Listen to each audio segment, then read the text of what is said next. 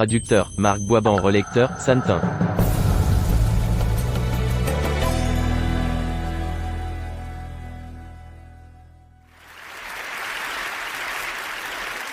Quand j'ai débuté la méditation, la consigne était de prêter attention à ma respiration, et de rappeler mon esprit quand il s'égarait.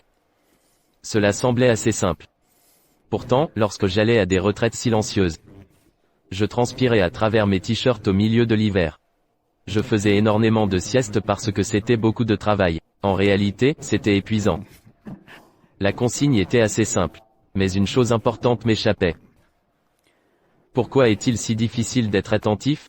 Eh bien, des études montrent que même quand nous essayons vraiment d'être attentifs à quelque chose, comme à cette présentation, à un moment donné, la moitié d'entre nous commencera à rêvasser, ou aura envie de regarder son flux Twitter. D'où vient donc le problème ? Il se trouve que nous combattons l'un des processus d'apprentissage les plus conservés au cours de l'évolution de la science, qui a été conservé dans le système nerveux le plus basique connu. Cet apprentissage basé sur la récompense est appelé renforcement positif et négatif, et fonctionne de la façon suivante. Nous voyons de la nourriture qui paraît bonne. Notre cerveau nous dit, des calories, survie. Nous mangeons cette nourriture, et ça a bon goût. Et, surtout avec le sucre, le corps envoie un signal au cerveau qui dit, rappelle-toi ce que tu manges et où tu l'as trouvé.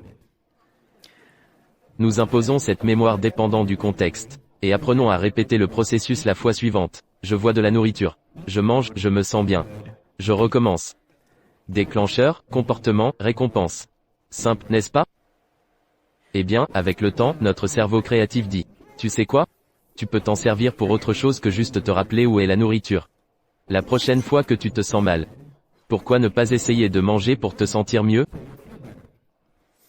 Nous remercions notre cerveau pour l'idée. Nous essayons et apprenons vite que si nous mangeons du chocolat ou de la glace quand nous sommes tristes, nous nous sentons mieux. Même processus, mais avec un déclencheur différent. Au lieu du signal de faim venant de notre estomac, le signal émotionnel, se sentir triste, déclenche l'envie de manger. Peut-être qu'à l'adolescence, nous étions un geek à l'école. Et en voyant les rebelles fumer dehors, nous pensions, je veux être cool moi aussi. Alors nous commençons à fumer. Le Marlboro Man n'était pas un ringard et ce n'était pas accidentel. Je vois des gens cools. Je fume pour être cool. Je me sens bien, je recommence. Déclencheur, comportement, récompense. Chaque fois que nous faisons ça, nous apprenons à répéter le processus. Et ça devient une habitude. Ainsi, plus tard, se sentir stressé déclenche cette envie de fumer une cigarette. Ou de manger quelque chose. À présent, avec ces mêmes processus cérébraux, nous sommes passés d'apprendre à survivre, jusqu'à littéralement nous tuer avec nos habitudes. L'obésité et le tabagisme font partie des premières causes évitables de morbidité et de mortalité au monde. Revenons à ma respiration. Imaginez qu'au lieu de lutter contre notre cerveau, ou d'essayer de nous forcer à être attentifs, nous profitions de cet apprentissage naturel basé sur la récompense. Mais avec une variante ? Imaginez que l'on devienne vraiment curieux, à propos de ce qu'il se passe dans le moment présent. Je vous donne un exemple. Dans mon labo, nous avons tenté de savoir si la pleine conscience pouvait aider à arrêter de fumer, tout comme me forcer à prêter attention à ma respiration. Ils essayaient de se forcer à arrêter de fumer. La majorité d'entre eux avaient essayé cela et avaient échoué, en moyenne 6 fois. Avec la pleine conscience, nous nous sommes concentrés sur le fait d'être curieux. En fait, nous leur avons même dit de fumer. Oui, nous leur avons dit, allez-y, fumez. Soyez juste curieux à propos de ce que ça fait quand vous le faites. Et qu'est-ce qu'ils ont remarqué ? Eh bien voici un exemple venant de l'un de nos fumeurs. Elle a dit, fumez en pleine conscience. Ça sent le fromage qui pue. Et ça a un goût de produit chimique. Burk. Elle savait bien, intellectuellement, que fumer était mauvais pour elle. C'est pour ça qu'elle a rejoint notre programme. Elle a alors découvert, en fumant de façon consciente et curieuse, que fumer a un goût de merde. Rire. Elle est alors passée du savoir à la sagesse. Elle est passée de savoir que fumer était mauvais pour elle, jusqu'à le sentir physiquement. Et le sortilège de la cigarette a été rompu. Elle a commencé à être désenchantée par son comportement. Le cortex préfrontal, la partie la plus jeune du cerveau du point de vue de l'évolution, comprend sur le plan intellectuel que nous ne devrions pas fumer. Et il fait tout son possible pour nous aider à changer notre comportement, pour nous aider à arrêter. pour nous empêcher de manger ce deuxième, ce troisième, ce quatrième gâteau. On appelle ça contrôle cognitif. Nous utilisons la cognition pour contrôler notre comportement. Malheureusement, c'est aussi la première partie de notre cerveau, à se déconnecter quand nous stressons. Ce qui n'aide pas. Nous avons tous déjà vécu ce type d'expérience. Nous sommes plus susceptibles de crier sur nos proches. Quand nous sommes stressés ou fatigués, même si nous savons que ça ne nous aidera pas. C'est plus fort que nous. Quand le cortex préfrontal se déconnecte, nous retombons dans nos travers. Ce qui explique pourquoi le désenchantement est si important. Voir le résultat de nos habitudes, nous aide à les comprendre plus profondément, à le savoir physiquement, pour que nous n'ayons pas à nous retenir. Ou réprimer notre comportement, nous sommes juste moins intéressés par le faire à la base.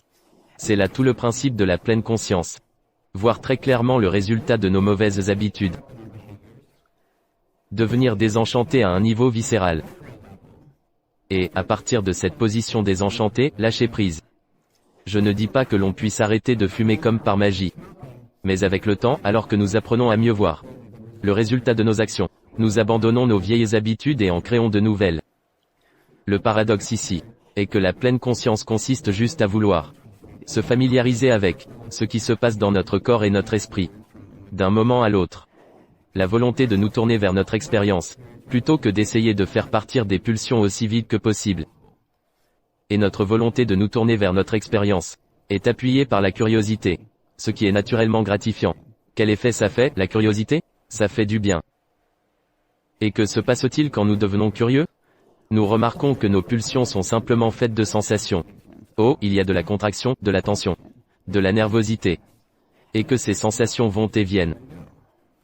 Ce sont des petits morceaux d'expérience que nous gérons d'un moment à l'autre, plutôt que d'être écrasés par cette énorme pulsion qui nous étouffe.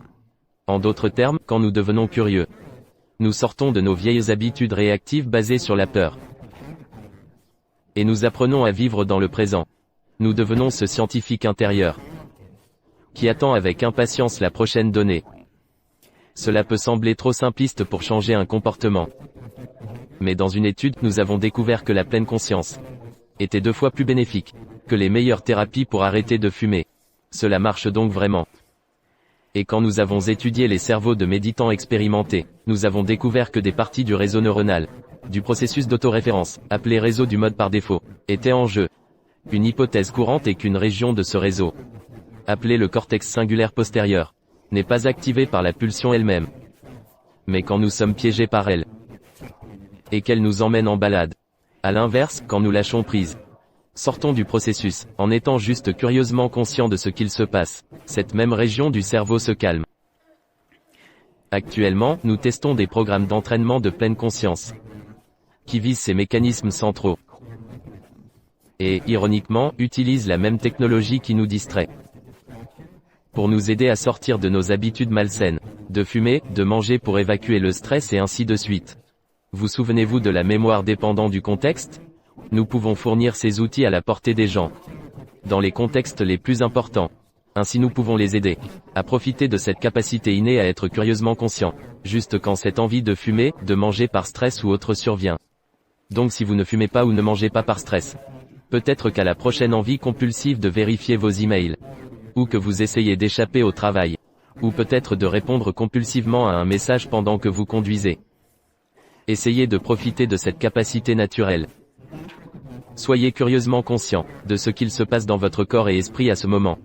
Ce sera une chance de plus, de perpétuer un de nos cercles vicieux. Ou d'en sortir. Au lieu de voir un texto, répondre par réflexe et se sentir mieux. Remarquez la pulsion. Devenez curieux. Soyez content de lâcher prise. Et recommencez. Merci. Applaudissements.